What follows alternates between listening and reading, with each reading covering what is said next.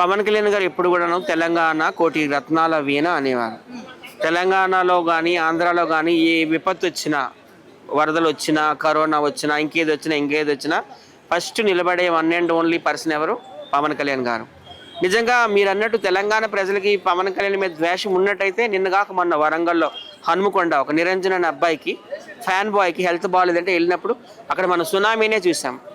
పవన్ కళ్యాణ్ గారు ఎప్పుడు కూడా ప్రాంతాల మధ్య చిచ్చు పెట్టలేదు. ఆంధ్రాని అన్నపూర్ణం అంటారు, తెలంగాణని కోటి రత్నాల వీణ అంటారు ఆయన. ఓకే, ఆయన ఎప్పుడు కూడా ప్రాంతాల మధ్య చిచ్చు పెట్టలేదు. అలాంటి నాయకులు కావాలి. మేము కూడా అదే కోరుకుంటున్నాము. తెలంగాణ నుండి కూడా కొంతమంది మంచి నాయకులు వచ్చి ఆంధ్రాలో కూడా పోటీ చేయాలని మేము కోరుకుంటున్నాము. అలాగే అక్కడ నుండి కూడా వచ్చి ఇక్కడ కూడా పోటీ చేయాలని కోరుకుంటున్నాము. ఎప్పుడు కూడాను తెలంగాణ వాళ్ళు ఆంధ్ర వాళ్ళు అన్నదమ్ముల్లా ఉండాలి, రామలక్ష్మణ్లాగా ఉండాలి, బలరామకృష్ణలాగా ఉండాలనే కోరుకుంటున్నాము.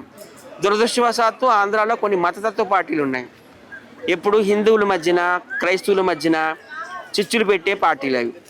అలా చిచ్చులు పెట్టి పబ్బం గడుపుకొని ఓట్లు సంపాదించుకొని అధికారంలోకి ఒకసారి రావడం జరిగింది. ఇక జన్మలో ఆ పార్టీలు రావు. ఇక్కడ కూడా దురదృష్టవశాత్తు తెలంగాణలో ప్రాంతాల మధ్యన చిచ్చులు పెట్టే పార్టీలు ఉన్నాయన్నమాట. ప్రాంతాల మధ్య చిచ్చులు పెట్టి పబ్బం గడుపుకొని ఓట్లు సంపాదించుకోవాలనే ఆలోచనతోనే ముందుకెళ్తున్నారు తప్పితే తెలుగు వాళ్ళందరూ ఒక్కటి అనే ఒక భావంతో అయితే వెళ్ళడం లేదు. చాలా దురదృష్టకరం ఇది. నాకు తెలిసి ఆంధ్ర వాళ్ళు తెలంగాణ వాళ్ళు సఖ్యంగానే ఉన్నారు, అన్నదమ్ముల్లాగే ఉన్నారు, ఇప్పటికీ ఉన్నారు, ఎప్పటికీ ఉంటారని నేనైతే కోరుకుంటున్నాను.